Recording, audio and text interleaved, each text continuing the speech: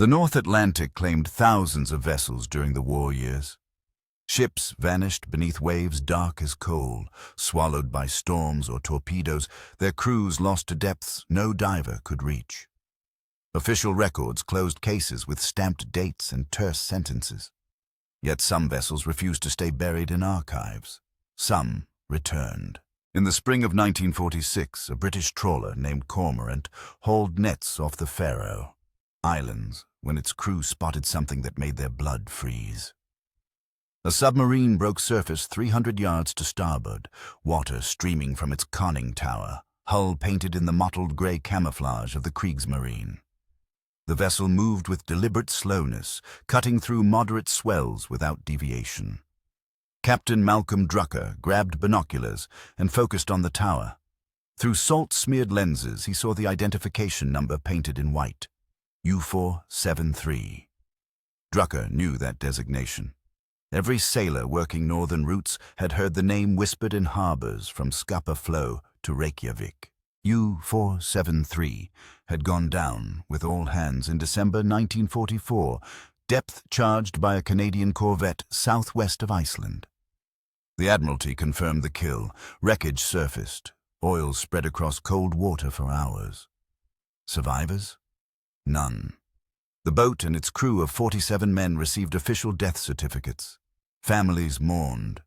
The war moved on, yet here it sailed, solid and real, cutting a white wake through grey Atlantic water. Drucker ordered his radio operator to transmit immediately.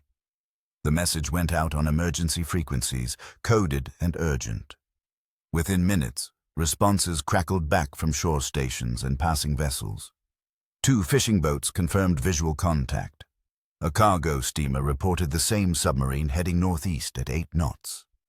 Then, as suddenly as it appeared, U-473 submerged and vanished. Search aircraft launched from Scotland found nothing. Sonar sweeps detected no underwater contacts. The sea returned to its usual empty hostility, offering no answers. That sighting launched what would become one of the most persistent maritime mysteries of the post-war period. Over the following months, reports multiplied. A Norwegian coastal patrol spotted the submarine near Bergen in July. Icelandic fishermen claimed it surfaced alongside their boat in August, close enough to see rust streaking the tower and barnacles clustered along the waterline. Each encounter followed the same pattern. The vessel appeared, moved purposefully for a brief period, then dove and disappeared before authorities could respond. Naval intelligence took the reports seriously. Too many witnesses, too many consistent details. The descriptions matched U-473 precisely. Type 7C submarine, displacement 769 tons, length 67 meters, distinctive damage to the forward deck gun mounting. Photographs existed in Admiralty files, captured during the boat's construction in Hamburg 3 years earlier. Every witness account aligned with those images, but the submarine was supposed to be dead. The official destruction of U-473 occurred on December 19, 1944, at coordinates 61 degrees north, 23 degrees west. HMCS Timmins, a Flower-class corvette under Lieutenant Commander Arthur Westbrook, detected the U-boat on sonar during a routine patrol. Weather conditions were poor, wind force 7, heavy seas. Visibility less than 2 miles. Westbrook ordered depth charge attacks. The corvette made 3 passes, dropping 14 charges set for various depths. Underwater explosions sent columns of water skyward. Debris surfaced, wooden planks, cork insulation, clothing, a life vest stamped with Kriegsmarine markings. Oil spread thick and dark, confirmed by multiple crew members. Westbrook filed his report with confidence. Another U-boat eliminated. German records, accessed after the war, showed U-473 departed Trondheim on December the 12th with orders to patrol Allied convoy routes west of Iceland. The boat never returned. No distress signals, no communication after the 16th. Berlin marked it missing, presumed lost. When Allied reports surfaced describing the December 19th attack, German naval archives closed the case. U-473 joined the list of submarines that would never come home, except it kept appearing. British Naval Intelligence established a dedicated investigation team in September 1946. Commander Lewis Penhall, a career officer with extensive anti-submarine experience, led the effort. Penhall brought methodical precision to his work. He interviewed every witness personally, cross-referenced testimonies, plotted sighting locations on large-scale charts. Patterns emerged. The submarine appeared most frequently in the Iceland-Faroe Gap, exactly where U-boats had operated during wartime patrols. Sightings occurred in poor visibility, fog, rain, twilight conditions. The vessel never remained visible for more than 20 minutes. Penhall considered conventional explanations first. Misidentification seemed possible. Several Type 7 submarines survived the war, surrendered to Allied forces, used for trials or target practice. Could one have escaped proper decommissioning? Records showed all captured U-boats accounted for, either scuttled in Operation Deadlight or retained for study under strict control. None matched U-473's identification number. Another theory suggested Soviet involvement. Stalin's forces captured submarines at war's end, pressed them into service with new crews. Perhaps the Soviets operated a disguised U-boat for intelligence gathering, intentionally displaying German markings to confuse Western observers. Penhall found this hypothesis unconvincing. Soviet naval operations focused on Baltic and Arctic regions, not the North Atlantic. Running a captured German submarine so openly contradicted basic intelligence tradecraft. The investigation expanded to include interviews with German submariners held in British POW camps. Most proved cooperative, eager to discuss technical details if it meant better treatment. Penhall located 3 men who had served aboard U-473 during earlier patrols before transferring to other boats. They described the submarine's characteristics, its quirks and modifications. One former machinist, Ernst Kellner, mentioned unusual acoustic signatures. The boat's diesel engines produced a distinctive knocking sound, result of improper timing adjustments never fully corrected. He claimed you could identify U-473 by sound alone if you knew what to listen for. This detail intrigued Penhall. He requested sonar recordings from vessels that reported encounters with the Phantom submarine. Most had none, but a destroyer on patrol duty near Iceland had captured brief audio during a November sighting. Penhall brought in acoustic specialists and played the recording for Kellner. The former machinist listened 3 times, face growing pale. He confirmed the sound matched his memory of U-473's engines exactly. That same irregular knock, unmistakable once you knew it. Yet the boat was dead. Sunk. Verified by multiple sources. Penhall interviewed Lieutenant Commander Westbrook, who stood by his December attack report. The corvette's sonar operator, now demobilized and working in Liverpool, also confirmed the kill. They had followed proper procedures, achieved solid sonar contact, observed debris and oil. What more proof did anyone need? The investigation compiled over 200 pages of testimony, technical analysis, and chart work. Penhall's final report, submitted in March 1947, reached no definitive conclusion. He acknowledged the sightings appeared genuine, but could offer no rational explanation for a submarine destroyed 2 years earlier, continuing to operate. The report ended with a recommendation: maintain monitoring, investigate new sightings as they occurred, but expend no additional resources on historical analysis. Naval Command accepted this with relief. Resources were scarce in post-war Britain. The Phantom submarine became a footnote, relegated to files marked low priority. But sailors kept seeing it. Stories spread through maritime communities, told in pubs and harbors, wherever men gathered who worked the northern seas. The tales acquired embellishments. Some claimed the submarine glowed faintly at night, phosphorescent in the darkness. Others swore they heard sounds when it passed, not engine noise but something stranger, like metal groaning under impossible pressure. A Scottish trawler captain named Donald McCrae reported his compass spinning wildly when U-473 surfaced nearby, needles rotating without pattern until the submarine submerged and instruments returned to normal. These details pushed the story beyond mere mystery into darker territory. Rational men, experienced sailors not given to superstition, began speaking of the submarine in hushed tones. Some called it der Geist, the ghost. Others used older terms, drawn from maritime folklore that predated modern warfare. The sea had always held unexplained things, phenomena that defied logic. Perhaps this was simply another. Academic researchers took interest. Professor Hugh Tennyson, a historian at Cambridge specializing in naval warfare, collected accounts for a study on post-war maritime psychology. He theorized the sightings represented collective trauma response, survivors processing the horror of Atlantic warfare through shared hallucination. The war had killed thousands of sailors, sent hundreds of submarines to the bottom. Perhaps the human mind, unable to fully accept such massive death, created phantoms to fill the void. Tennyson's paper, published in a psychology journal in 1948, drew criticism from multiple quarters. Naval officers found it patronizing, suggesting experienced seamen couldn't distinguish reality from imagination. Witnesses rejected it angrily. They knew what they had seen. This was no hallucination, no psychological artifact. The submarine was real, and it kept returning.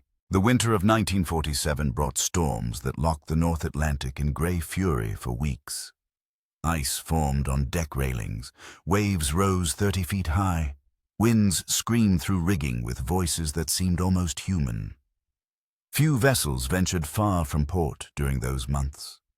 Those that did returned with story. A Danish freighter, the Absalon, encountered U-473 on February 9th while carrying timber from Norway to Scotland.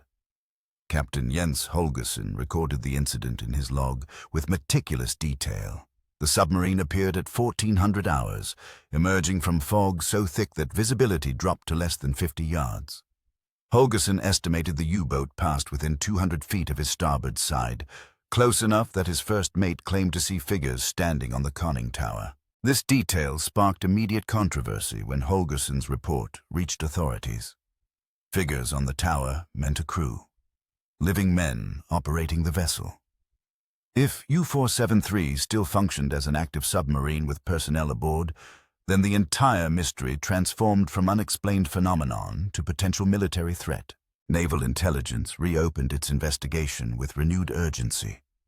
Commander Penhall, promoted and reassigned to other duties, found himself pulled back to address what superiors now termed a security concern. The Cold War had begun in earnest. Soviet intentions remained unclear, suspicions ran high, and an unidentified submarine operating in NATO shipping lanes could not be dismissed as harmless curiosity. Penhall approached the new phase with grim determination. He requisitioned resources, patrol aircraft, destroyer support, authorization to coordinate with Norwegian and Icelandic coast guards. A net would be cast across the North Atlantic. If U-473 appeared again, it would be tracked, intercepted, and if necessary, forced to surface by depth charges. The operation began in March. Aircraft flew systematic search patterns, covering thousands of square miles. Surface vessels maintained heightened alert, sonar operators listening constantly for the distinctive acoustic signature Ernst Kellner had described. Weather remained miserable. Sleet, fog, seas that tossed even destroyers like toys. 3 weeks passed without contact. Operational costs mounted. Superiors questioned the wisdom of expending scarce resources chasing what some still considered folklore. Penhall argued persistence, convinced the submarine would appear. His conviction stemmed partly from pattern analysis, partly from instinct developed through years hunting U-boats during wartime. He sensed the Phantom operated on schedules, following routes determined by unknown logic. On March 27th, sonar contact. HMS Vigilant, a destroyer on patrol southwest of the Faroes, detected a submerged vessel at 1900 hours. The contact moved slowly, depth estimated at 150 feet, bearing northeast. Sonar operators reported the acoustic signature matched recordings from previous encounters, diesel engines with that characteristic irregular knock. Vigilance Captain, Commander Raymond Stokes, followed protocols exactly.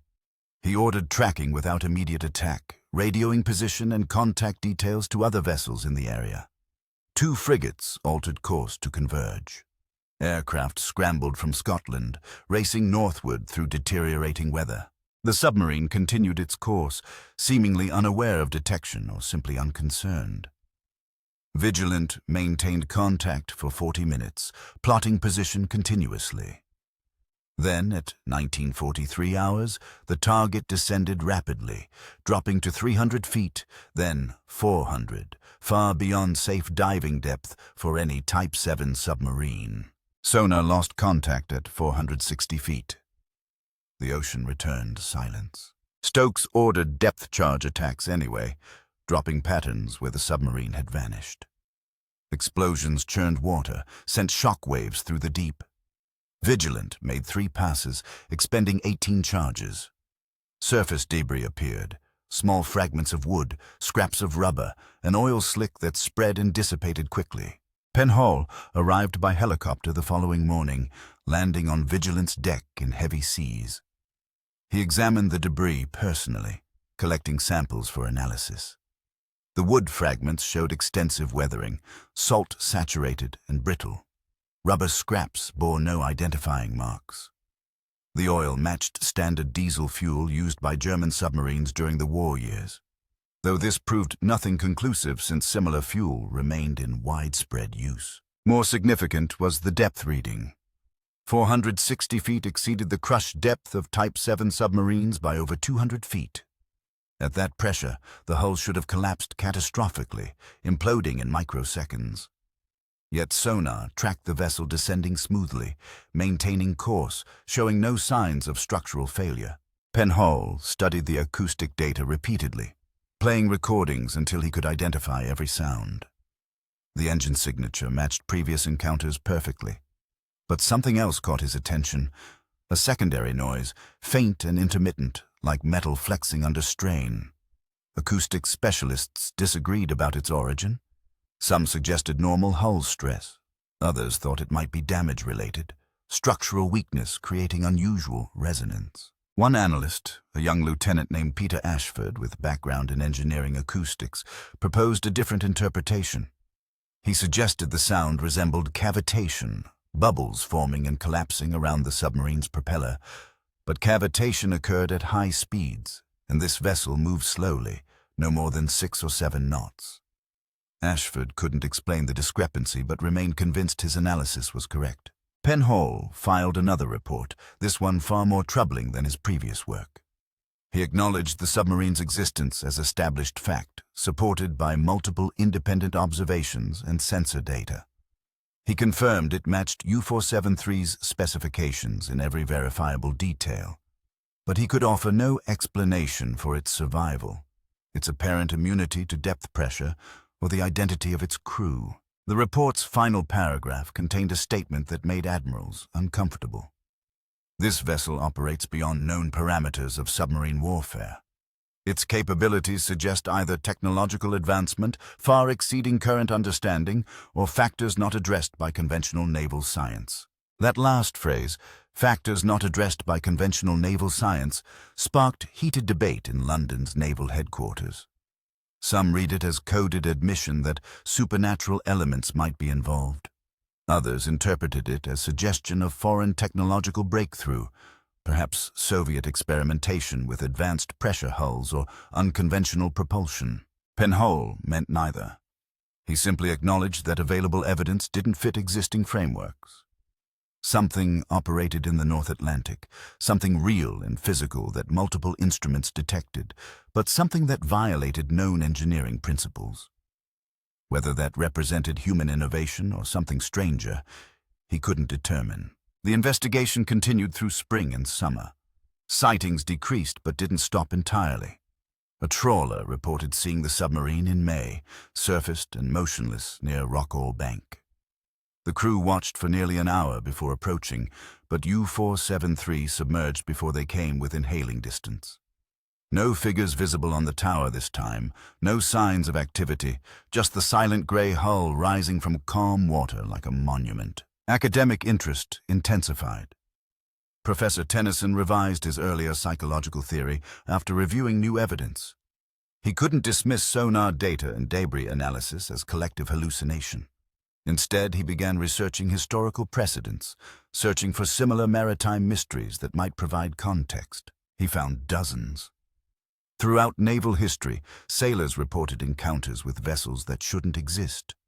Ghost ships, phantom fleets, submarines seen decades after their documented destruction.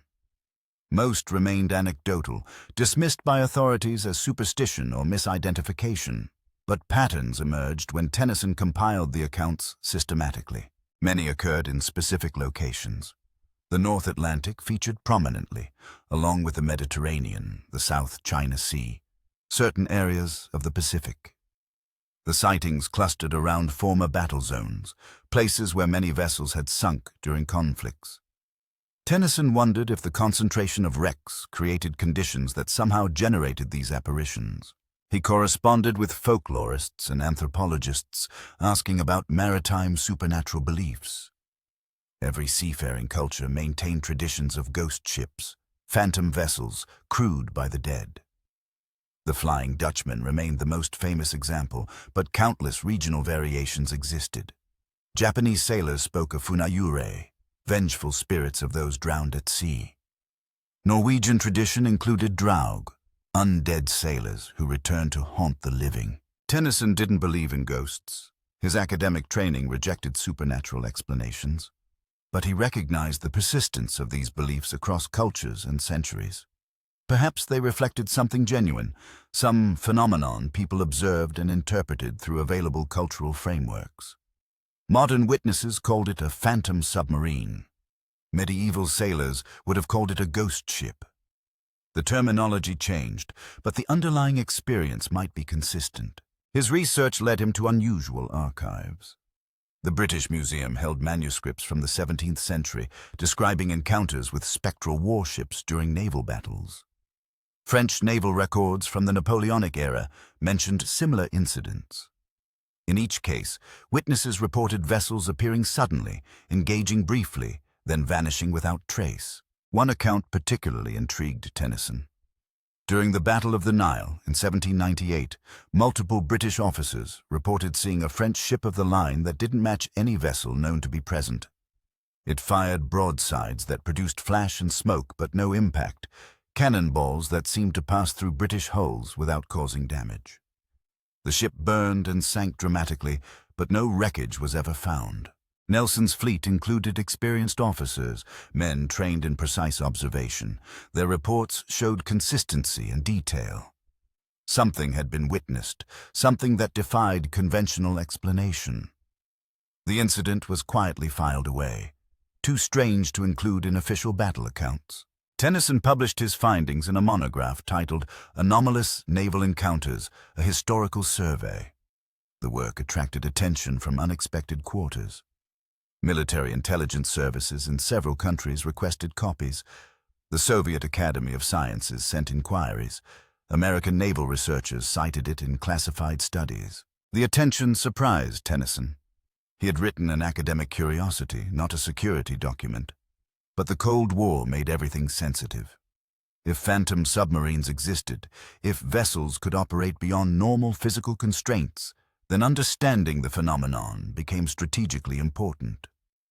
Whichever nation mastered that understanding might gain decisive military advantage. Meanwhile, U-473 continued its mysterious patrols. Summer brought clearer weather and more frequent sightings. Fishermen grew accustomed to seeing the gray shape break surface, cruise for a time, then vanish. Some left offerings, bottles of whiskey tossed into the sea near where it appeared, traditional maritime gesture of respect. Others avoided the areas entirely, marking certain coordinates as unlucky on their charts. The submarine had become part of the ocean's landscape, another hazard to navigate alongside storms and ice.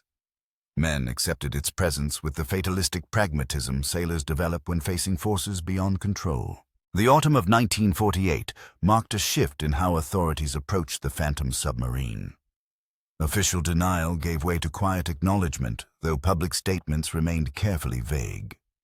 The Admiralty issued internal bulletins advising naval personnel to report any encounters with unidentified submarines immediately, using specific protocols that ensured reports reached intelligence analysts rather than standard operational channels. Commander Penhall, now effectively the Navy's expert on U-473, assembled a dedicated research team.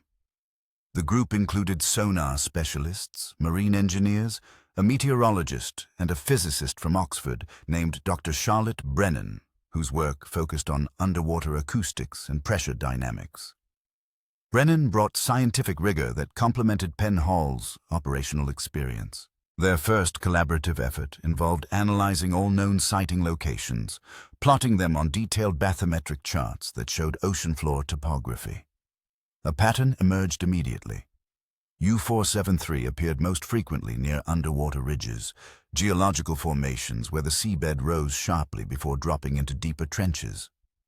The Reykjanes Ridge southwest of Iceland featured prominently, along with sections of the Wyville-Thomson Ridge between Scotland and the Faroes. Brennan found this significant. Underwater ridges created unusual acoustic conditions, channels where sound waves behaved unpredictably, sometimes traveling much farther than in open water. She hypothesized that these areas might amplify or distort sonar signals, potentially explaining some of the submarine's apparent anomalies. But the hypothesis collapsed when tested. The team conducted acoustic experiments along the Reykjanes Ridge, deploying sensitive hydrophones at various depths, mapping sound propagation patterns. While they confirmed unusual acoustic properties, nothing suggested conditions that would create phantom sonar contacts or make a submarine appear to dive beyond crush depth. Penhall suggested a different approach, examining the submarine's last known operational history before its supposed destruction. If U-473 had been modified or experienced something unusual during its final patrol, that might provide clues to its current state. German naval archives, now accessible through Allied occupation authorities, contain detailed records. U-473 launched from Deutsche Werft shipyard in Hamburg during August 1942. Its first commander, Kapitänleutnant Friedrich Volkmann, led the boat through 6 patrols spanning 14 months. The submarine sank 4 Allied merchantmen totaling 18,000 tons, damaged a corvette, and survived 3 depth charge attacks. Volkmann died during the 7th patrol when a British aircraft caught U-473 surfaced off Norway. Cannon fire killed him and 2 crew members before the boat crash-dived to safety. Command passed to Oberleutnant Werner Haider, younger and less experienced, but considered competent by his superiors. Haider commanded U-473 for its final 8 patrols. Records showed a different operational pattern under his leadership. Where Volkmann hunted aggressively, seeking confrontation, Haider preferred patience and stealth. His patrol reports emphasized evasion over engagement, survival over glory. Some fellow officers considered this cowardice. Haider's crewmen, the ones who survived to transfer to other boats, described it differently. They called it pragmatism, born from understanding how thoroughly the Allies had turned the Battle of the Atlantic. By late 1944, U-boats faced nearly hopeless odds. Allied radar, sonar, and aircraft made surface transit suicidal. Convoys traveled with powerful escorts. Even submerged submarines faced sophisticated detection. The Kriegsmarine lost boats faster than shipyards could replace them. Haider knew this. His caution kept U-473 operational longer than most boats launched in its construction cohort. The submarine's final patrol began December 12, 1944, departing Trondheim with 47 men aboard. Orders directed Haider to patrol west of Iceland, reporting Allied convoy movements without engaging unless targets presented minimal risk. The war was effectively lost by then. U-boat operations had become more about maintaining appearances than achieving strategic objectives. Haider transmitted 2 radio messages after departure. The first, on December 14th, confirmed position northeast of the Faroes. The second, on December 16th, reported rough weather and minor mechanical problems, but nothing suggesting serious difficulty. then silence. HMCS Timmins attacked an unidentified submarine on December 19th, producing debris and oil. The Admiralty matched timing and location to U-473's patrol area, declaring the boat destroyed. German records, lacking any further communication from Hyder, accepted this conclusion. Case closed. Except one detail troubled Penhall: the mechanical problems mentioned in Hyder's last message. German reports provided no specifics. He requested interviews with German naval engineers who had serviced U-473 during its operational life. Tracking down these individuals proved difficult. Many had died during the war's final months, killed in bombing raids on German ports or pressed into last-ditch infantry units defending the Reich. Others scattered across occupied territories, untraceable in post-war chaos. But Penhall's team located one man, Horst Lindemann, a senior machinist who had worked on U-473 during its November 1944 overhaul in Trondheim. Lindemann, held in a British detention facility pending final release, agreed to discuss his work. Through an interpreter, he described the submarine's condition during that last maintenance period. The boat showed extensive wear, common for vessels operating continuously under wartime stress. Hull plates exhibited minor stress fractures. The diesel engines required significant work. Most concerning, pressure hull integrity showed measurable degradation. Lindemann explained that Type 7 submarines had design limitations that became critical after extended service. The pressure hull, welded steel plates formed into a cylinder, developed microscopic cracks after repeated diving cycles. These cracks weakened structural integrity but remained difficult to detect without specialized testing equipment that was rarely available at forward bases. U-473's hull showed borderline failure indicators during testing. Lindemann recommended extended repairs, possibly returning the boat to Germany for complete overhaul. But operational demands made this impossible. The submarine was needed on patrol. Lindemann and his team performed what repairs time allowed, reinforcing critical sections, replacing the most damaged plates. They certified the boat seaworthy, though Lindemann privately doubted it should dive below 150 feet. He told Hyder this directly. The commander listened carefully, asked technical questions, then stated simply that he would operate within safe parameters. Lindemann remembered Hyder's expression: tired, fatalistic, a man who understood the odds but would do his duty anyway. This information cast new light on the submarine's fate. If U-473's pressure hull was compromised, depth charge attacks might have caused catastrophic failure. But it also raised questions. A damaged hull couldn't possibly dive to 460 feet, the depth HMS Vigilant tracked in 1947. The submarine should have imploded long before reaching that level. Dr. Brennan proposed a disturbing hypothesis. She suggested that U-473 might have imploded during the December 1944 attack, the hull collapsing under pressure exactly as engineering principles predicted. But something preserved its acoustic signature, an echo or resonance that continued to propagate through the ocean, creating sonar contacts that seemed real but reflected only past existence. The theory drew skepticism. Acoustic phenomena didn't persist for years. Sound waves dissipated, absorbed by water or scattered by currents. No known physical mechanism could maintain a permanent sonar ghost. Brennan acknowledged these objections, but countered with observations about how little remained truly understood regarding deep ocean acoustics. The sea held mysteries that resisted easy explanation. She cited examples: the bloop, ultra-low frequency sounds detected in the Pacific that matched no known source, persistent underwater hums recorded near certain trenches, acoustic anomalies that suggested unknown geological or biological phenomena. Perhaps, she argued, certain conditions trapped sound in unexpected ways, creating permanent echoes under specific circumstances. U-473 might have sunk in a location where water temperature, pressure, and geological features formed an acoustic trap, preserving its signature indefinitely. Penhall found this insufficient. Acoustic echoes couldn't produce surface sightings. Witnesses had seen the submarine, photographed it, watched it cruise and dive. Something physical existed, not merely sonic residue. The investigation reached impasse. Every theory failed when confronted with complete evidence. If they focused only on sonar data, acoustic explanations seemed plausible. If they considered only visual sightings, misidentification or Soviet operations made sense. But the combination of physical observations, sonar tracking, acoustic analysis, and witness testimony from experienced naval personnel created a picture that defied conventional categories. Summer brought an unexpected development.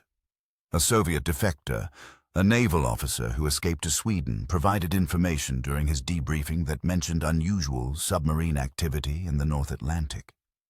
The defector, whose identity remained classified, claimed Soviet intelligence had tracked U-473 sightings with intense interest. According to the defector, Moscow considered three possibilities.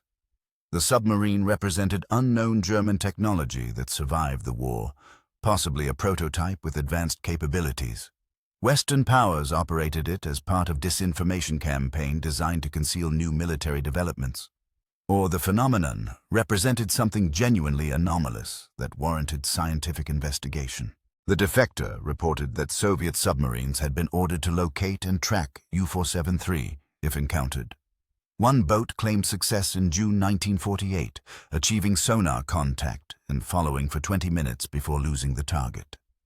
The Soviet commander described acoustic signatures consistent with German diesel engines, but noted unusual characteristics he couldn't explain. Periodic fluctuations in signal strength, as if the target phased in and out of detectability. This information validated Western investigations but provided no answers. If Soviet naval forces, with resources and motivation to understand the phenomenon, reached the same confused conclusions, then the mystery ran deeper than anyone had imagined. Penhall authorized expanded operations. Destroyers increased patrols in likely encounter zones. Aircraft maintained regular surveillance. Underwater listening posts, remnants of wartime anti-submarine networks, were reactivated and upgraded. A comprehensive monitoring system emerged, designed to detect U-473 whenever it appeared and track it as long as possible. The effort produced results. Between August and December 1948, naval forces achieved 12 separate contacts with the Phantom submarine. Each encounter provided additional data: acoustic recordings, visual observations, radar tracks, even underwater photographs from a specially equipped submarine that closed to within 300 yards. The photographs showed U-473 clearly despite murky water and limited light. The hull appeared intact, though covered with marine growth suggesting extended submersion. Damage to the forward deck gun mounting matched precisely with pre-war German records. Most striking, the conning tower hatch stood open, dark entrance leading into the submarine's interior. An open hatch, hundreds of feet underwater, should have flooded the vessel immediately. Yet U-473 maintained depth, showing no signs of taking water. The submarine moved steadily on its course, while the British boat photographed it from starboard. Then, without warning, the Phantom dove sharply and vanished, descending so rapidly the British captain barely avoided collision. Analysis of these photographs sparked intense debate. Some experts declared them authentic, showing genuine details impossible to fake. Others suspected trickery, though they couldn't identify specific evidence of manipulation. The open hatch particularly troubled analysts. It violated every principle of submarine operation, yet there it was, documented on film. Winter arrived early in 1949, bringing storms that reminded veterans of the worst wartime seasons. Ice choked northern harbors. Fishing fleets stayed moored for weeks. Even naval vessels reduced operations to essential patrols only. Yet reports of U-473 continued, the Phantom submarine apparently indifferent to conditions that forced human sailors to shelter. A Norwegian coastal patrol boat encountered the submarine on January the 17th during a blizzard that reduced visibility to nearly zero. The crew detected it first on radar, a solid contact moving southwest at 8 knots. When they closed to visual range, the submarine surfaced directly ahead, emerging from white-capped waves like something born from the storm itself. The patrol boat's commander, Lieutenant Arvid Stranda, ordered his vessel to maintain distance while he attempted radio contact. He transmitted on standard frequencies, identifying his ship and requesting the submarine identify itself. No response. He tried emergency channels, distress frequencies, even old German naval codes provided by intelligence services. Silence. For 30 minutes, the two vessels moved through the storm on parallel courses, separated by less than 400 yards. Strand reported seeing the submarine clearly, despite heavy snow. Grey hull, distinctive conning tower, identification number visible when wind briefly cleared the air. He saw no crew, no movement on deck, nothing suggesting human presence. The submarine simply moved forward, cutting through massive swells with mechanical precision. Then, without changing course or speed, U-473 began to sink. Not diving in the abrupt crash that characterized emergency submersions, but settling gradually into the water like a vessel taking on flood. Within 2 minutes, it vanished beneath the surface, leaving only disturbed water and foam. Stranda marked the position carefully and requested immediate support. 2 destroyers responded within hours, arriving to find the storm moderating and seas calming. Sonar searches detected nothing. Divers went down when conditions permitted, exploring the seabed in grid patterns. They found volcanic rock, scattered boulders, thick kelp beds, but no submarine. The incident report reached Commander Penhall's desk, along with dozens of others accumulated during the investigation. He had begun organizing materials for a comprehensive assessment, a document that would summarize 3 years of research and provide conclusions, however uncertain, about the phantom submarine phenomenon. The work proved more difficult than anticipated. Every time Penhall thought he understood a pattern, new evidence contradicted it. The submarine appeared in locations separated by hundreds of miles within impossibly short time frames, suggesting either multiple vessels or movement capabilities far exceeding conventional submarines. It operated for years without refueling or resupply, violating basic logistical requirements. It dove far beyond safe depths, survived depth charge attacks, maintained course with apparent mechanical perfection despite supposed structural damage. Dr. Brennan contributed a technical analysis examining each anomaly through rigorous scientific framework. She documented acoustic data, pressure calculations, material science assessments. Her conclusion, stated carefully but unambiguously, noted that U-473 exhibited characteristics incompatible with known physical principles governing submarine operation. She stopped short of suggesting supernatural explanations, but acknowledged that conventional science provided inadequate framework for understanding the phenomenon. Something operated in the North Atlantic that defied categorization using existing knowledge. Whether this represented technological advancement, natural phenomena not yet understood, or something else entirely, she couldn't determine. Professor Tennyson submitted his own assessment, drawing on historical research and comparative analysis with other maritime mysteries. He identified common elements: appearance in former battle zones, association with vessels lost violently, reports of unusual atmospheric or environmental conditions during sightings, psychological impact on witnesses that persisted long after encounters. Tennyson proposed that certain traumatic events imprinted themselves on physical environments in ways current science didn't recognize. The deaths of 47 men in a submarine crushed by water pressure represented extreme violence, enormous energy released in microseconds. Perhaps such events left traces, echoes that manifested under specific conditions. This hypothesis struck many readers as pseudo-scientific speculation. Military analysts dismissed it, yet Tennyson supported his argument with extensive documentation showing similar patterns across centuries of maritime history. Ghost ships weren't isolated incidents, but recurring phenomena reported by credible witnesses worldwide. Dismissing all such accounts as hallucination or fraud required assuming widespread incompetence among experienced sailors, an assumption Tennyson found untenable. The debate expanded beyond military and academic circles. Journalists had begun investigating the story, piecing together information from witness interviews and leaked documents. Several newspapers published accounts during spring 1949, treating the phantom submarine as genuine mystery rather than superstitious folklore. Public reaction ranged from fascination to skepticism. Some readers embraced the story enthusiastically, finding in it confirmation that the world contained wonders beyond scientific explanation. Others rejected it entirely, convinced that rational explanations must exist even if not yet identified. The controversy generated substantial correspondence. Letters arriving at naval headquarters and university offices from people claiming their own encounters with unexplained maritime phenomena. One letter particularly interested Penhall. Written by a retired merchant captain named Thomas Gaffney, it described an incident from 1931, long before the war, when Gaffney's freighter encountered what he described as a phantom vessel in the North Atlantic.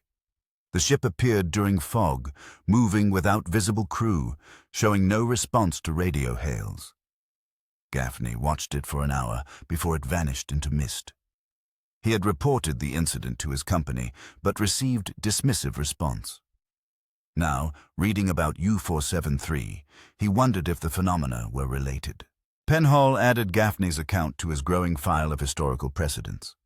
The pattern Tennyson identified appeared valid. These encounters occurred regularly throughout maritime history, more frequently than official records suggested because most went unreported or were dismissed without investigation. Meanwhile, naval operations continued tracking the phantom submarine. A protocol emerged among North Atlantic vessels when U-473 appeared: observe but do not engage. Early attempts at interception or forced surfacing had proven futile. The submarine evaded pursuit effortlessly, diving beyond reach or simply vanishing. Aggressive approaches seemed to trigger immediate disappearance. Passive observation proved more productive. By maintaining distance and avoiding threatening actions, vessels achieved longer contact durations, gathered better data. Some encounters lasted over an hour, providing extensive acoustic recordings and visual documentation. Patterns in the submarine's behavior became clearer. It traveled specific routes repeatedly, circuits that covered areas U-boats had patrolled during wartime. The courses made tactical sense from operational perspective. Positions ideal for intercepting convoys, approaches to British harbors, choke points where Allied shipping concentrated.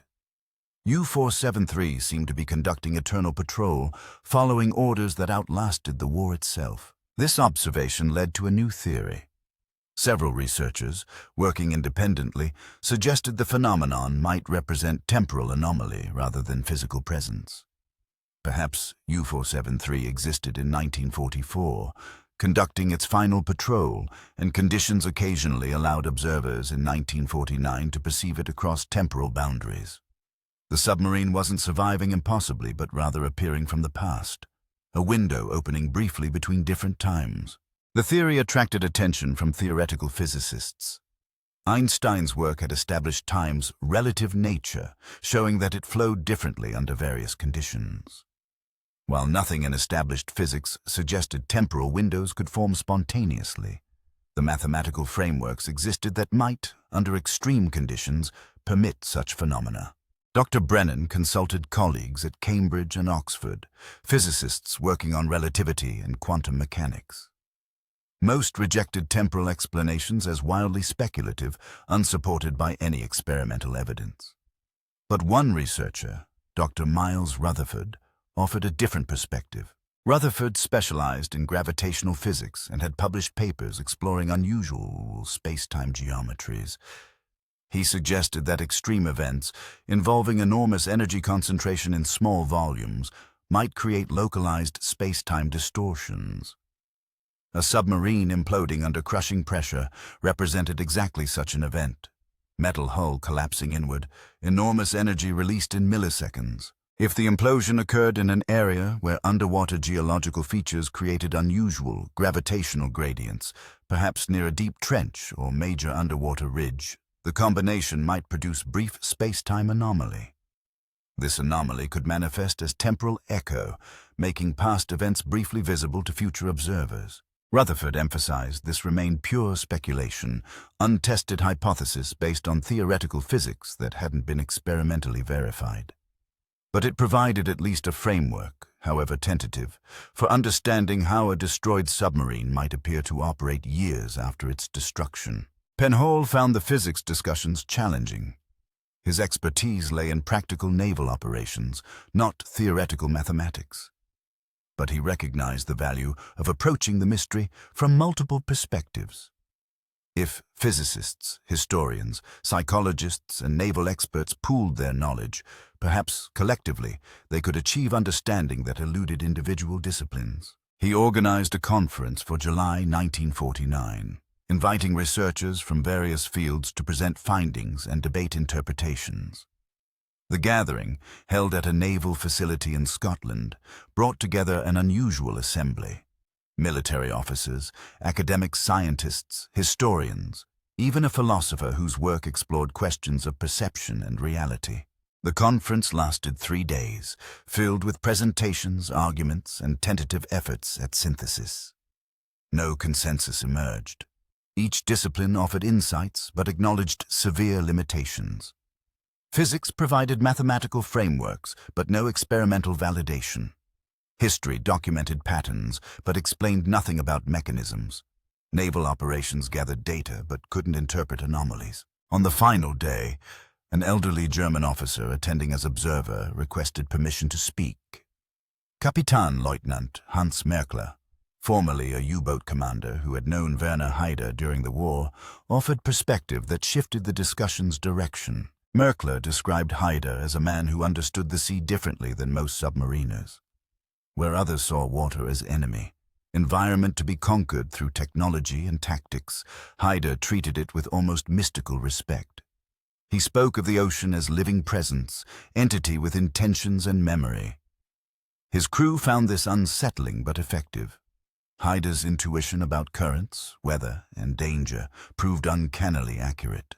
During their last conversation, in Trondheim before U-473's final patrol, Haider expressed fatalistic certainty that he wouldn't return. Not fear exactly, but calm acceptance. He told Merkler that the sea would take him eventually, as it took all submariners. But perhaps, Haider said, the ocean remembered those who served it faithfully. Perhaps it kept something of them, echoes that persisted in currents and deep water. Merkler recalled dismissing this as poetry, metaphor sailors used to cope with terrible odds. Now, hearing about U-473's continued appearances, he wondered if Haider's words held literal truth. Perhaps the submarine's destruction hadn't ended its existence entirely. Perhaps the ocean preserved it somehow, maintaining its presence through mechanisms beyond human comprehension. The room fell silent after Merkler finished speaking. His words carried weight of direct experience, witness testimony from someone who knew the submarine's commander personally. They resonated emotionally in ways scientific theories couldn't, touching something deeper than rational analysis. The conference ended without formal conclusions, but generated renewed investigative energy. Participants returned to their institutions with fresh perspectives and commitment to continued research. Penhall drafted operational guidelines for naval forces, standardizing reporting procedures and observation protocols. Dr. Brennan secured funding for expanded acoustic monitoring. Professor Tennyson began compiling a comprehensive historical database of phantom vessel reports. Through autumn 1949, the network of observers watching for U-473 expanded significantly. Fishing fleets received information cards explaining how to report sightings. Merchant vessels traveling North Atlantic routes carried special radio codes for immediate transmission if they encountered the submarine. Coastal stations maintained heightened alert. The ocean was being watched more systematically than at any time since wartime. Results came quickly. October brought 7 confirmed sightings, more than any previous month. The submarine appeared off Iceland, near the Faroes, southwest of Ireland, each time following patterns consistent with wartime patrol routes. Naval forces achieved sonar contact repeatedly, tracking the Phantom for extended periods before it descended beyond reach or simply vanished from sensors. One encounter provided breakthrough information. HMS Audacious, a destroyer on patrol west of Scotland, detected U-473 submerged at moderate depth. The contact maintained steady course for 40 minutes, allowing sonar operators to record extensively. Then, something unexpected occurred.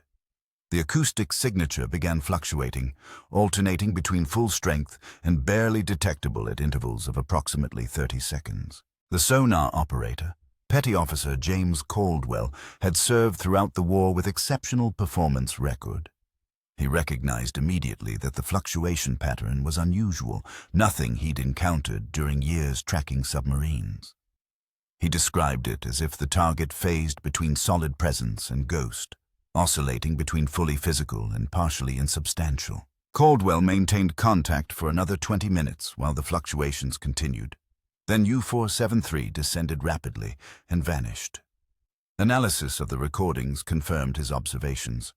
The signal's strength varied dramatically without corresponding changes in range or depth, suggesting the target itself altered somehow, rather than moving relative to the observer. Dr. Brennan studied the data intensely, running multiple analytical approaches. She consulted physicists, asked whether quantum mechanical principles might apply at macroscopic scale under unusual conditions. Most dismissed the suggestion. Quantum effects manifested at atomic or subatomic levels, not for objects weighing 700 tons. But Dr. Rutherford proposed a speculative framework. He suggested that if U-473 existed in temporally unstable state, oscillating between past and present, its physical presence might vary accordingly. When fully manifested in 1949, it would produce strong sonar returns. When phasing toward 1944, its acoustic signature would weaken. The 30-second cycle might represent the period of temporal oscillation. This remained highly theoretical, unsupported by experimental physics, but it offered an explanation consistent with observations. If the submarine existed simultaneously in multiple temporal states, that would account for its anomalous behavior, appearing and disappearing, diving beyond crush depth, operating without apparent crew or resupply. The hypothesis generated intense debate. Critics argued it violated causality, introduced paradoxes, required accepting physics that contradicted established understanding. Supporters countered that established understanding proved inadequate for explaining the phenomenon. Extraordinary observations demanded extraordinary theories. Meanwhile, public awareness of the phantom submarine grew. Newspapers published regular updates. Radio programs discussed the mystery. Some treatment remained skeptical, dismissing the reports as mass delusion or military disinformation. But increasingly, mainstream coverage accepted that something unusual was occurring, even if explanations remained elusive. This attention brought forward additional witnesses, people who'd had encounters but never reported them formally. A Scottish lighthouse keeper described seeing U-473 surface near his station in January 1947, 2 years before the investigation gained momentum. He'd reported it to local authorities, who dismissed his account as weather-induced misperception. Now, reading newspaper articles describing identical observations by naval personnel, he felt vindicated. An Icelandic fisherman named Einar Sveinsson provided detailed testimony about an encounter in August 1948. His boat had been caught in fog when the submarine surfaced alongside, so close that Sveinsson could have thrown a rope to its deck. He described every detail: rust patterns, barnacles, damaged deck gun, open conning tower hatch.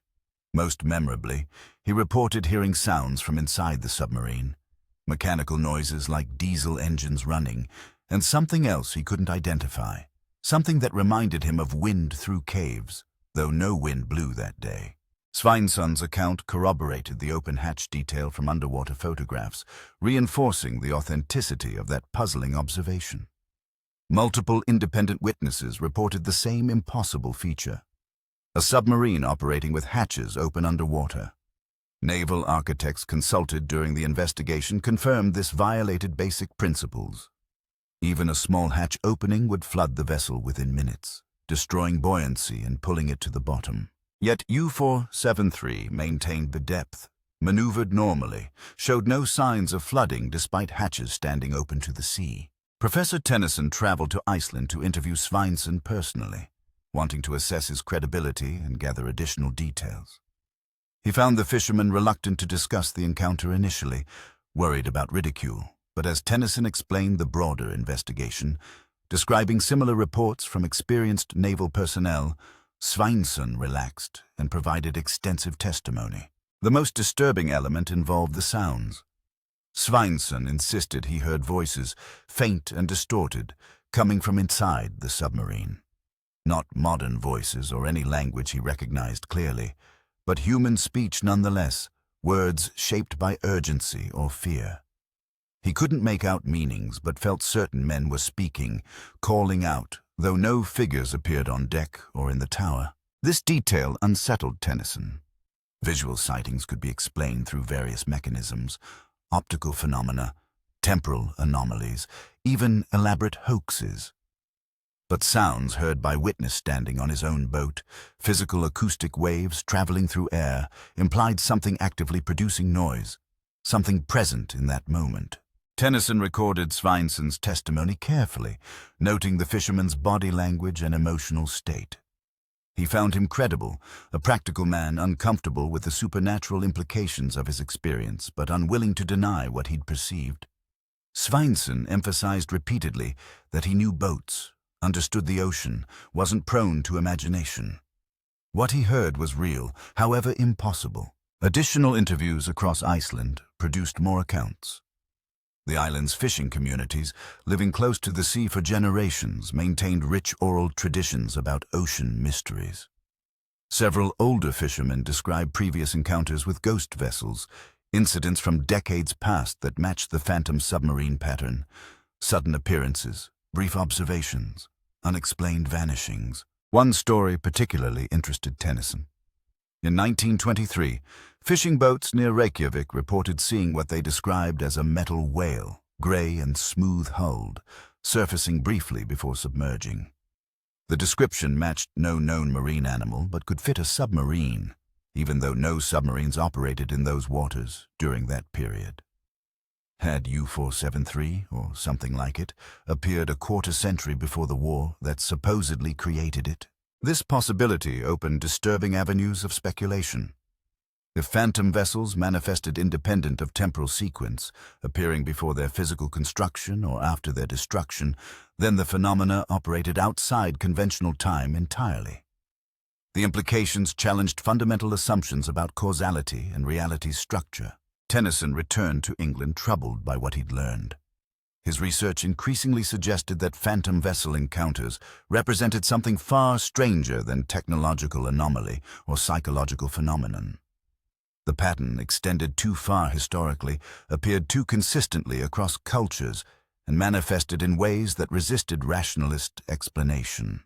He began corresponding with researchers, investigating similar mysteries in other domains. Haunted locations, apparitions, objects that appeared in places they couldn't physically reach. Common threads emerged. These phenomena typically occurred at sites of intense trauma or emotion, involved perception by multiple credible witnesses, produced physical traces that suggested reality beyond mere hallucination, yet defied conventional explanation. A researcher studying haunted battlefields noted that soldiers reported seeing ghostly reenactments of fighting at locations where thousands died violently. The apparitions appeared most frequently to people who hadn't known about the historical battles, ruling out expectation-driven hallucination. Multiple witnesses observed identical scenes independently. Occasionally, recording equipment captured anomalous sounds or images. Another investigator documented cases of aircraft appearing years after documented crashes, observed by experienced pilots and tracked briefly on radar before vanishing. The pattern matched submarine sightings. Vehicles lost in violent circumstances, appearing intermittently afterward, showing period-appropriate features, evading attempts at direct interaction. Tennyson proposed a unifying hypothesis. Traumatic events involving technological systems and human death created imprints that persisted in ways current science didn't recognize. These imprints manifested intermittently under specific conditions perceived as ghostly phenomena by witnesses. The manifestations were real in some sense, producing detectable physical effects, but existed partially outside normal space-time, explaining their anomalous properties. The hypothesis satisfied no one completely. It was too speculative for scientists, too pseudo-scientific for academics, too supernatural for military analysts. Yet it offered framework that encompassed the full range of observations regarding U-473 and similar phenomena. Winter 1949 brought the investigation's most dramatic incident. On December 23rd, a Royal Navy frigate named HMS Starling encountered U-473 in conditions of exceptional clarity, calm seas, unlimited visibility, bright moonlight. The submarine surfaced 300 yards from the frigate and maintained position, neither approaching nor fleeing. Starling's commander, Captain Jeffrey Ashmore, ordered his crew to battle stations but held fire, following protocols for observation without engagement. He studied the submarine through binoculars, seeing every detail illuminated by moonlight. The vessel appeared exactly as described in reports. Gray camouflage paint, white identification numbers, visible damage. But now Ashmore noticed something previous observers hadn't mentioned. A faint luminescence surrounding the hull, pale blue-green glow barely visible against dark water. The glow pulsed gently, rhythmic like slow breathing, brightening and dimming at intervals, Ashmore estimated at 5 or 6 seconds. He'd never seen anything similar during years of naval service. It wasn't reflected moonlight or phosphorescent algae, both of which he knew well. This emanated from the submarine itself, or from water immediately surrounding it. Ashmore ordered his crew to photograph the phenomenon. Ship's photographer scrambled on deck with camera and tripod, capturing multiple exposures during the 15 minutes U-473 remained surfaced. The submarine then submerged normally, descending until only the conning tower showed, then vanishing completely. The luminescence faded as it went down, last visible as dim glow beneath the surface before extinguishing entirely. The photographs, developed and analyzed immediately upon Starling's return to port, showed the submarine clearly, but captured only hints of the luminescence Ashmore described. Experts disagreed whether the faint glows visible in the images represented actual phenomena or artifacts of exposure and development. But Ashmore stood by his observations. Multiple crew members confirmed seeing the glow. It was real, present, observable. Whatever U-473 was, it produced light in addition to all its other anomalous properties. This detail provided potential avenue for investigation. Luminescence implied energy release, possibly allowing detection through means beyond sonar and visual observation. Dr. Brennan proposed deploying instruments sensitive to various radiation wavelengths: infrared, ultraviolet, electromagnetic spectra. If the submarine emitted energy during manifestations, specialized sensors might detect it even when visual or acoustic observation failed. The new decade arrived with snow blanketing much of Britain, ice forming in harbors from Aberdeen to Portsmouth. 1950 began quietly for the Phantom submarine investigation, winter weather limiting naval operations and reducing sighting opportunities. But behind the scenes, preparations advanced for the most ambitious tracking effort yet attempted. Dr. Brennan coordinated installation of specialized monitoring equipment aboard 3 destroyers assigned to North Atlantic Patrol. The instruments measured electromagnetic radiation across multiple spectra, recorded atmospheric conditions continuously, and employed experimental acoustic sensors designed to detect frequencies beyond standard sonar range. If U-473 emitted any form of energy during its manifestations, these systems would capture it. The destroyers deployed in February, forming a triangular patrol pattern covering areas where sightings occurred most frequently. They maintained position for 6 weeks, crews alert for any indication of the Phantom submarine. Weather remained brutal. Storms swept through every few days. Waves reached heights that tested even military vessels designed for rough seas. On March 21st, all 3 ships detected anomalous readings simultaneously. Electromagnetic sensors registered brief spike in radiation levels, particularly in infrared and low-frequency radio bands. The anomaly lasted 18 seconds, then vanished. Sonar operators reported no contacts. Visual observers saw nothing. Yet the instruments clearly recorded something unusual occurring in the triangle's center, roughly 12 miles from the nearest destroyer. Two ships converged on the location immediately, reaching it within 40 minutes.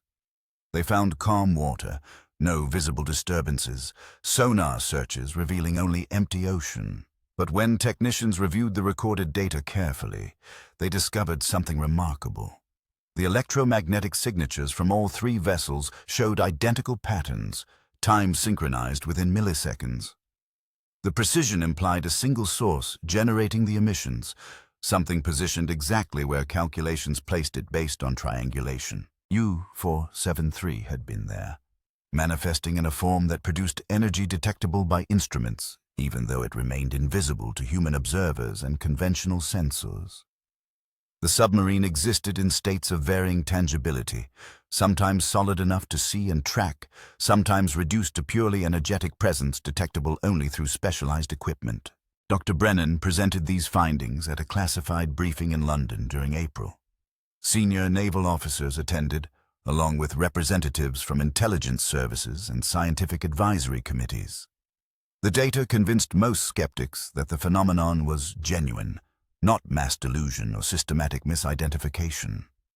Something real operated in the North Atlantic, something that defied easy categorization but produced measurable effects. Debate shifted from whether the phenomenon existed to what should be done about it. Some argued for intensified efforts to capture or destroy the submarine, viewing it as potential threat requiring elimination. Others advocated continued observation and study, treating it as scientific mystery rather than military problem. A few suggested simply accepting the phenomenon, acknowledging that the ocean contained mysteries humanity might never fully understand. Commander Penhall, now promoted to captain and recognized as leading authority on the Phantom submarine, recommended a cautious approach. 4 years of investigation had produced extensive documentation but few answers. Aggressive action seemed unlikely to succeed given the submarine's consistent ability to evade or escape.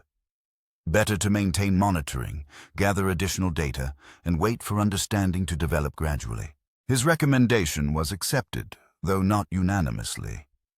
Resources for active investigation were reduced, but the monitoring network remained operational. Naval vessels continued reporting sightings. Research continued at reduced pace. U-473 became accepted presence, anomalous but no longer cause for alarm. Through spring and summer 1950, sightings continued at frequencies roughly matching previous years. The submarine appeared, was observed or detected, then vanished according to patterns now familiar to investigators. Routine replaced urgency. Witnesses still found encounters unsettling, but the initial shock had faded. The Phantom submarine was simply part of the ocean's character now, like storms or fog.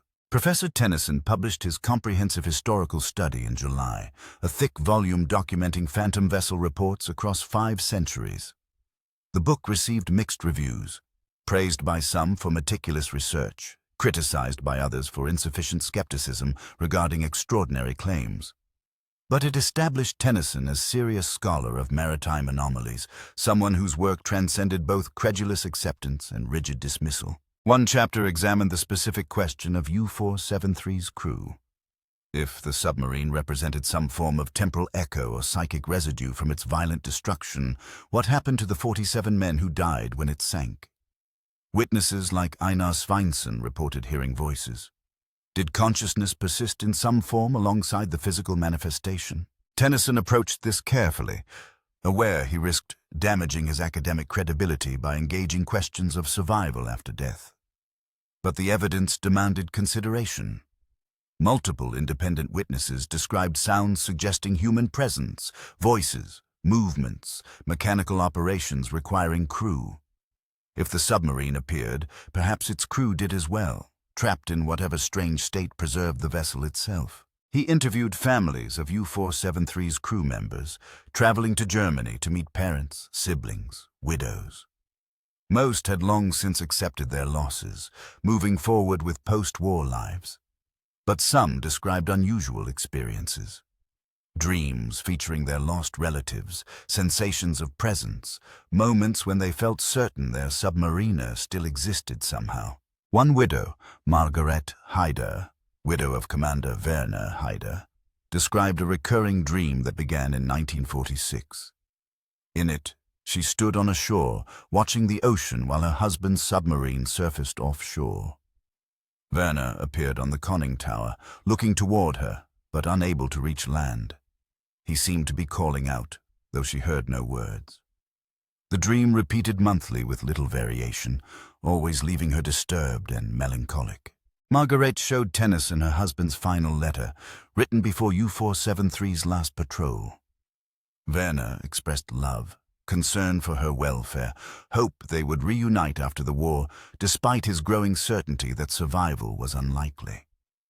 The letter's final paragraph struck Tennyson deeply. "The sea has been my life, and perhaps it will keep something of me even if I cannot return. If you feel my presence sometimes, know that I remain, in whatever form the ocean allows."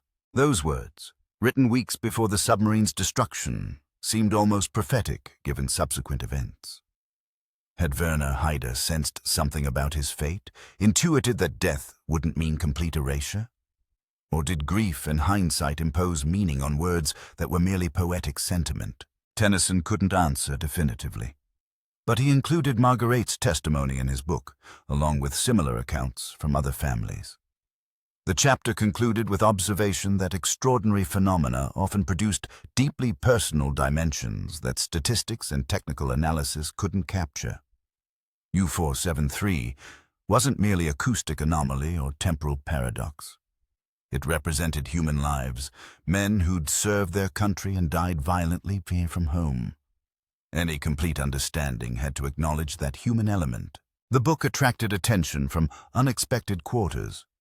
Soviet researchers contacted Tennyson requesting permission to translate it for publication in Moscow. American naval intelligence purchased multiple copies.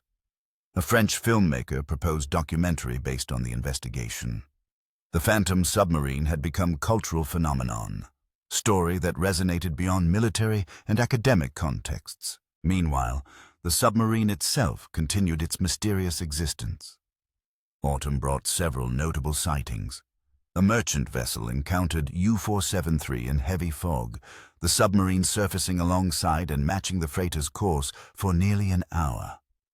Crew members watched it steadily, seeing no activity on deck, but hearing sounds they described as metallic, rhythmic, like machinery operating deep within the hull. In November, Icelandic authorities reported an unusual incident. Fishermen near Akureyri discovered debris washed ashore. Metal fragments, pieces of equipment, all showing characteristics consistent with German submarine construction. Analysis confirmed the materials dated from the war years, exhibited corrosion patterns indicating extended seawater immersion. Most intriguing, some pieces showed damage suggesting extreme pressure, the kind of crushing force experienced at depths far exceeding normal submarine operational limits. Were these fragments from U-473? Had the submarine somehow shed pieces during its manifestations, leaving physical evidence of its impossible existence? The materials were catalogued carefully, stored in naval archives alongside other artifacts from the investigation. They proved nothing conclusively, but added to the accumulating weight of evidence that something genuinely anomalous was occurring. As 1950 drew toward close, Captain Penhall drafted what he intended as final report on the Phantom submarine investigation. 5 years of work, thousands of pages of documentation, testimony from hundreds of witnesses, extensive technical analysis across multiple scientific disciplines. The report summarized everything learned and acknowledged how much remained unknown. Penhall's conclusions were measured and cautious. He confirmed that U-473, or something indistinguishable from it, appeared regularly in the North Atlantic. The sightings were genuine, supported by multiple forms of evidence including visual observation, sonar tracking, acoustic analysis, electromagnetic measurements, and physical debris. The phenomenon exhibited characteristics that violated known physical principles, suggesting either technological capabilities far exceeding current understanding or manifestation of natural phenomena not yet recognized by science. He declined to endorse any single explanatory theory, noting that available hypotheses all required accepting premises that lacked independent verification. Temporal anomaly, psychic residue, Soviet deception, unknown geological phenomena, each explained some observations while failing to account for others. The truth, whatever it was, likely exceeded any framework current knowledge could provide. The report's final section addressed practical implications. U-473 posed no obvious threat to navigation or security. It appeared, was observed, then departed without hostile action. Naval forces should continue monitoring, but need not treat it as enemy vessel requiring destruction. Perhaps, Penhall suggested, some mysteries were better accepted than solved, some phenomena better observed than eliminated. The report reached Naval Command in December 1950 and was classified immediately, deemed too sensitive for public release. Portions were shared with Allied intelligence services under strict security protocols. The bulk remained in restricted archives, accessible only to personnel with specific authorization. Official interest waned after that. Resources shifted to more conventional concerns: Cold War tensions, modernization programs, budget constraints. The Phantom submarine investigation wound down, though monitoring continued at minimal level. Researchers moved to other projects. The specialized equipment was reassigned or decommissioned, but U-473 didn't stop appearing. Through the 1950s and beyond, reports continued arriving from vessels operating in the North Atlantic. Fishermen, merchant sailors, naval crews all described encounters with a gray submarine bearing German markings, appearing impossibly, then vanishing without explanation. The frequency gradually decreased, sightings becoming less common, but never ceasing entirely. By the 1960s, the Phantom submarine had become part of maritime folklore, a story sailors told in ports and taverns. New generations learned about it from veterans, the tale passed down like countless sea legends before it. Some dismissed it as superstition, others insisted they'd seen it themselves. New people who had encountered it believed the phenomenon was real, regardless of scientific explanation. The ocean kept its secrets. U-473 remained out there somewhere, eternally patrolling, forever conducting the mission that outlasted war, nation, and crew. Whether ghost or temporal anomaly, whether physical reality or collective vision, it endured. The Phantom submarine had become immortal, bound to the sea in ways no one fully understood. Perhaps Werner Haider had been right in his final letter. The ocean kept something of those who served it faithfully. Not life exactly, not in any conventional sense, but presence, continuation, existence in a form beyond ordinary death. The submarine surfaced once more in the grey waters off Iceland, hull streaming water, conning tower empty. No one saw it this time. The ocean held it alone, as it always had, as perhaps it always would. Then it descended smoothly into the depths and vanished, leaving only disturbed water that calmed within moments, erasing all trace of its passage. The sea returned to its usual cold indifference, keeping secrets that predated human memory and would outlast human understanding.